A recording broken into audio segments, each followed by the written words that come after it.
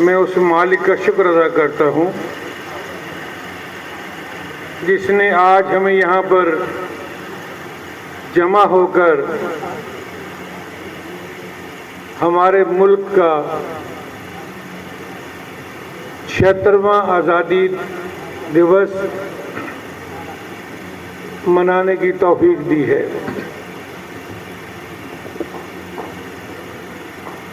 दोस्तों, आज़ादी को मिले हुए 75 साल हो चुके हैं।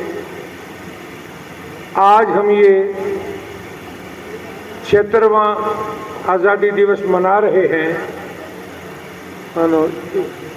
Sorry, I can explain. हमारे 75 साल पूरे हो चुके हैं। ये 76वां आज़ादी दिवस है जिसको पूरे मुल्क में ही लोग गलत बोल रहे हैं। मैं स्टडी करके आया हूँ इसलिए बोल रहा। आपने हाथ खड़ा किया, अच्छा किया।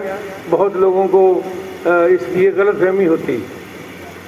एनीवे, मैं थोड़ा सा इस झंडे के बारे में बता दूं आपको, जिसको हमने सब में सर से ऊंचा रखा हुआ है, गले में डाला हुआ है। घर घर तिरंगा है आज पूरी दुनिया में, न सिर्फ हिंदुस्तान में बल्कि अमेरिका में, कनाडा में, दुबई में।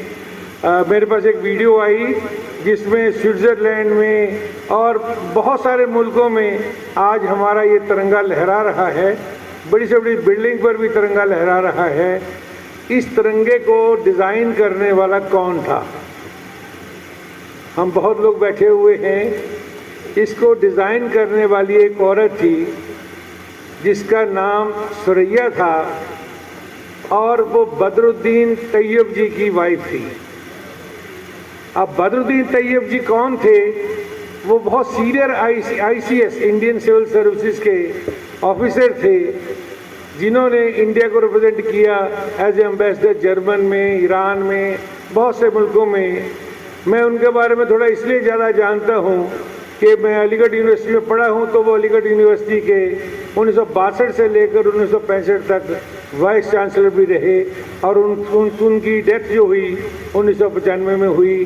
तो ये तिरंगे के बारे में बहुत गलतफहमियाँ हैं, लेकिन जो रिसर्च होने के बाद पता चला है कि इसको डिज़ाइन करने के लिए, बल्कि उन्होंने जहाँ से डिज़ाइन किया था, डिज़ाइन करके बनवाया था, वो भी एक जो टेलर थे बॉम्बे में थे और ड्रेपर्स करके नाम था उनका।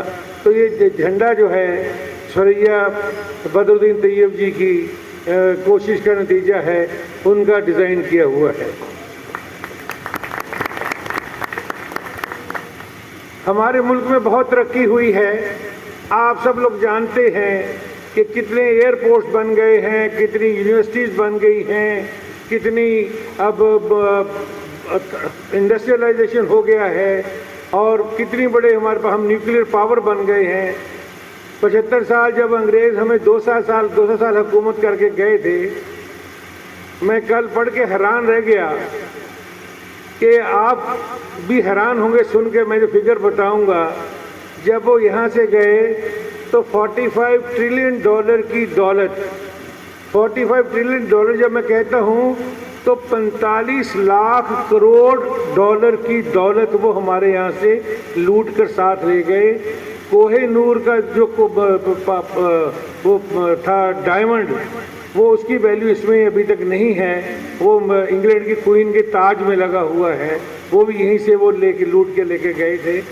ये हमारी वेल्थ थी जिसको उन्होंने लूटा था। और आप हैरान होंगे, जहाँ उन्होंने जाने ली, लोगों की कुर्बानियाँ लोगों को करनी पड़ी, वहाँ उन्होंने गरीबी की हद जो थी वो हमारे हिंदुस्तान के लोगों को 90% लोगों को बिलो पॉवर्टी लाइन, गरीबी रेखा के नीचे कर दिया था उन्होंने। लिटरेसी जो थी, जो एजुकेशन थी, सिर्फ 12% थी जिसको वो छोड़ के गए हैं। मैं उनके जुल्मों की दास्तान लगूंगा कहने तो बहुत देर हो जाएगी। 2 बातें आपको मैं सिर्फ बताता हूँ।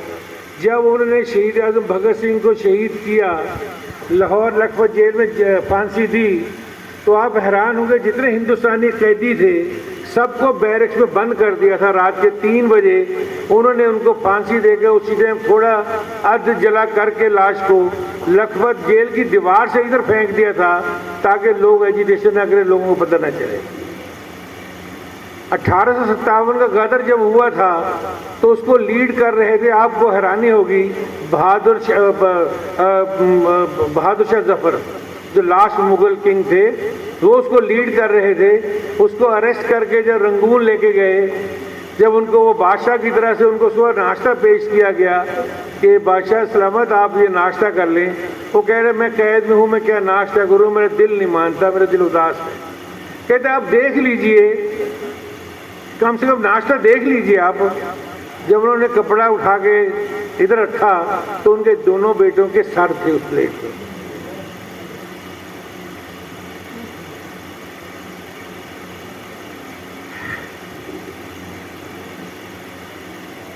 एनीवे, ये मैंने बात इसलिए दो सिर्फ किस्से मैंने आपको इसलिए सुनाए हैं।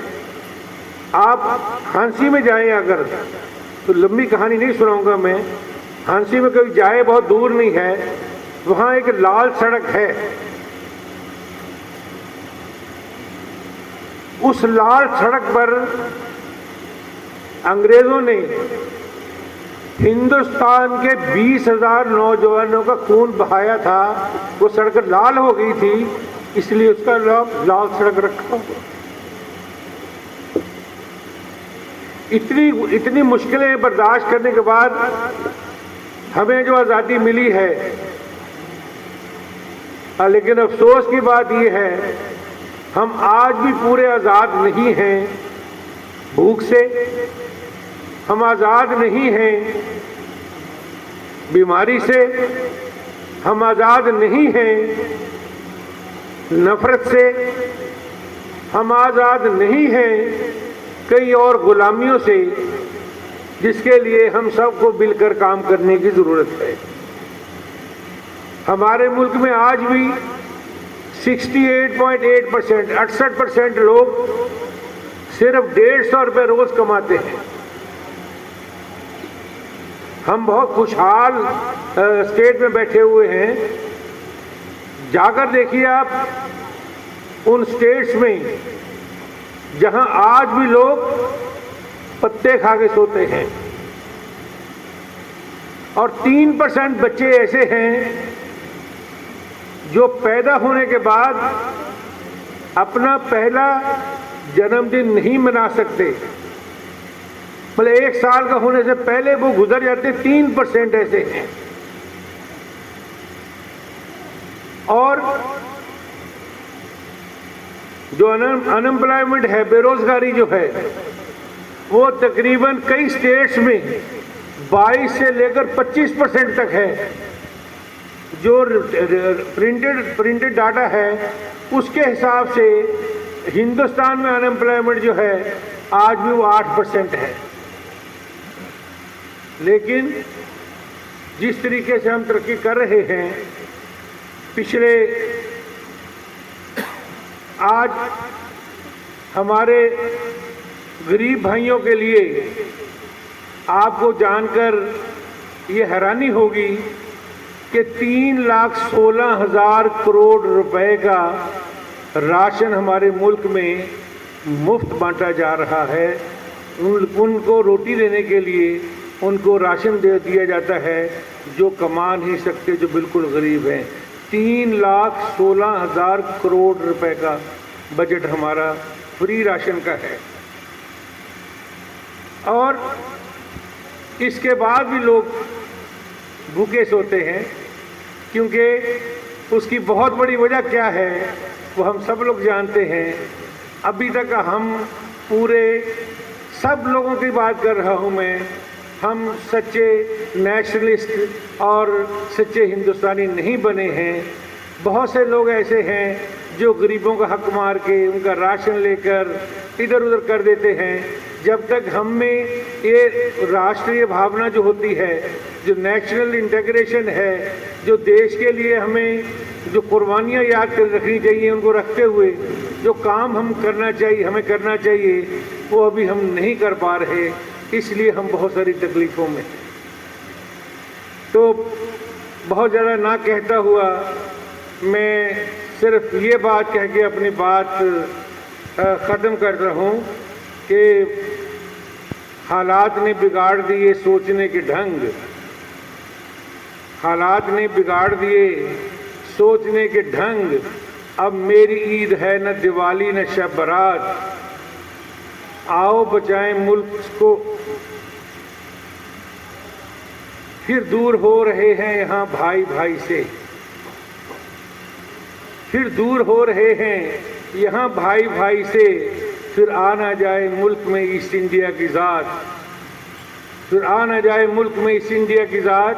क्योंकि 75 साल तक इतना बड़ा मुल्क एक रह जाए, ये हमारी बहुत बड़ी अचीवमेंट है। इसको बरकरार रखने के लिए आओ बचाएं मुल्क को दिल से मिला के दिल। गर ना बचा ये मुल्क तो कैसे बचेगी ज़ात। तो मैं यही बात रिक्वेस्ट आपसे करता हूँ, आप चाहे हिंदू हैं, चाहे मुसलमान हैं, चाहे सिख हैं, चाहे ईसाई हैं, इस आज़ादी की कीमत को जानिए और कभी कोई ऐसा एक्शन ना करें, कोई ऐसी बात ना कहें जिससे किसी का दिल दुखे या किसी में आपस में फ़र्क पैदा हो। अब 2-3 बातें मैं आप लोगों को रोटरी के हवाले से कहना चाहता हूँ कि ज़िंदगी की